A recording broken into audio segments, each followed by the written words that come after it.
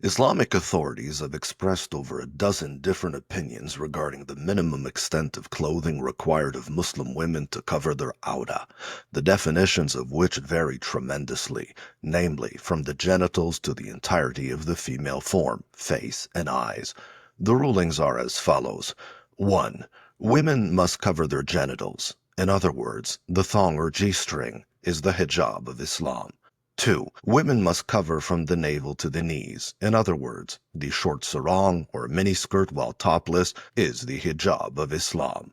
3. Women must cover their genitals and their breasts. In other words, the bikini is the hijab of Islam. 4. Women must cover all cleavage, genitals, buttocks, and breasts. In other words, a pair of shorts and a tank top is the hijab of Islam.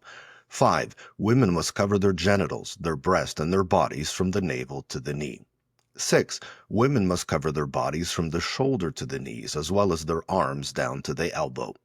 7. Women must cover their bodies, arms to the wrists and legs to the ankles. 7. Women must cover their bodies, arms to the wrists and legs to the ankles, leaving the head covering as recommended, as opposed to required.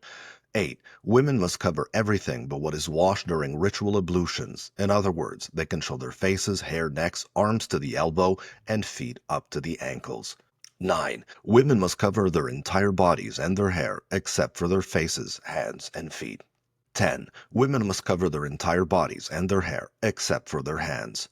11. Women must cover their entire bodies, their hair, and their faces, except for the eyes. 12. Women must cover their entire bodies, their hair, and their faces with the exception of a single eye. 13. Women must cover their entire bodies, their hair, their faces, and even their eyes. 14. The only way that women can observe hijab is by never leaving their homes. And finally, 15.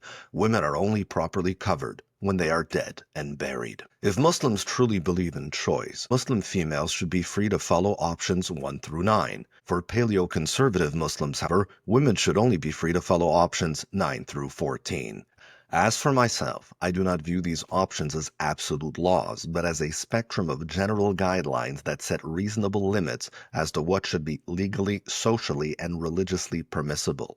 Except for covering the hair, the Jewish dress code, which distinguishes between unacceptable, acceptable, and ideal, exemplifies a reasonable dress code for everyday life. Depending on one's occupation, however, and considering climate, the clothing could be longer or shorter. What is appropriate in an office, a court of law, and a place of worship differs from what is appropriate at the gym, the pool, the beach, or at a wedding. The middle of this spectrum is the norm. Wearing more or wearing less would depend on the context. Most Muslim women who are educated and cultured are moderate in their appearance. They do not bury themselves in black burqas nor walk around in black cocktail dresses and stiletto heels, as both extremes hypersexualize women. They follow the philosophy of wasatiyya, or moderation, namely the middle path.